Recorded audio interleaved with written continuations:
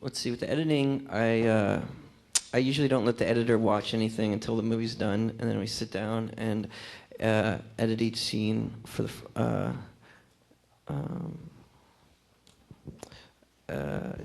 Yeah, that's pretty fluid. I mean, I don't know, man.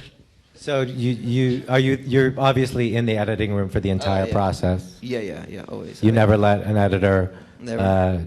do a scene by themselves. There'll be times that our editor will cut from notes or something for a certain scene. I'll come back and watch it, but pretty much, I never understood directors who give their movies to their editors. And that's pretty common. But the editor and the editor doesn't edit, obviously, as you're filming. Yeah, I don't do any kind of assembly. Yeah, there's no assembly when the film's done. She hasn't even watched any of it yet. So.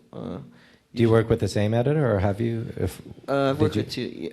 Different ones. Yeah, I've worked with a few different ones, but Valdez is the last one. I'll probably work with her again. Do you construct a lot of the narrative in the editing process? Yeah, definitely. Yeah, it's probably the most important part of it. Film it.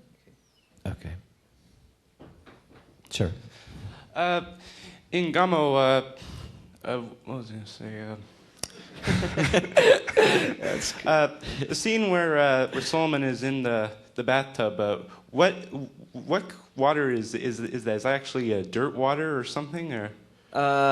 Or you mean why is the water so dirty? It was like coffee and stuff. It's like coffee. So when he dropped the chocolate bar in, did he actually eat it from there? Oh yeah. He's vomiting in this bucket because we. Okay. Thanks. Yeah. Can you just talk a little about the bacon? Oh, the bacon is my aesthetic. Yeah. Yeah, when I was making gum, I was really obsessed with bacon, and I would stare at these strips of bacon, and I started to feel this kind of rapport with. I know it sounds bizarre, but I had this kind of rapport with. It was a special brand that was made. It's made down south, and so. What's it called? I can't talk about that Right. because it's a a trade secret. But what we did is I started pasting the bacon in the back, in some of the scenes. There's strips of bacon if you look closely, because I was like, bacon was my aesthetic. Okay. I want to ask you just quickly about Linda Mance, who was in Gamo. Linda Mance, who was in Days of Heaven and the amazing Dennis Hopper movie Out of the Blue. Yeah. Where did you find her, and did you hunt her down for that role? it was weird. She was married an orchard picker, and I just went in that part of the country, Northern California. Oh. She'd moved to Northern California, and she was one of my favorite screen presence. And I said, it's just amazing. Out of the Blue is one of my favorite movies, and so we went, and I just bought like a few pounds of peaches from her husband, and basically that's how it happened. Wow. I love, she has that line where she says, she's talking to her son in the basement, and she's tap dancing, and she says, you came out of my womb, and I'm going to stick you right back in. Right back up there. Was that her line or yours? Yeah, I think it was my line, but the weird thing, she only ate sesame chicken, and so... That's just, Does that relate to the bacon? It was just at so all? weird. Yeah, and she also had these false teeth. And how was she to work with? She seemed like she was so totally on the wavelength of the movie. Yeah, she was great. She was really, it was terrific. Cool. Her husband, this is true, incidentally, the guy was, Michael Jackson's hair caught on fire in that Pepsi commercial, was the guy that threw the rag over it.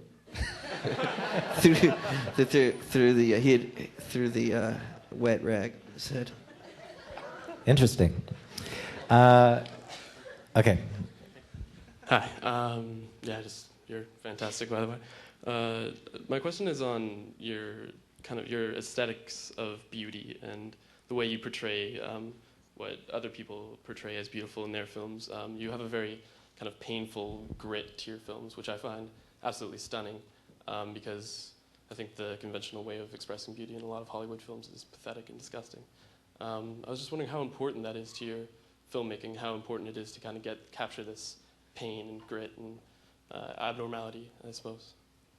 Yeah, I don't know. Sometimes it's important. Sometimes I have this like strange thing about like this thing. This sometimes when I see something beautiful, I immediately think how to make it ugly. And sometimes when I see something really ugly, I immediately think of how to make it beautiful.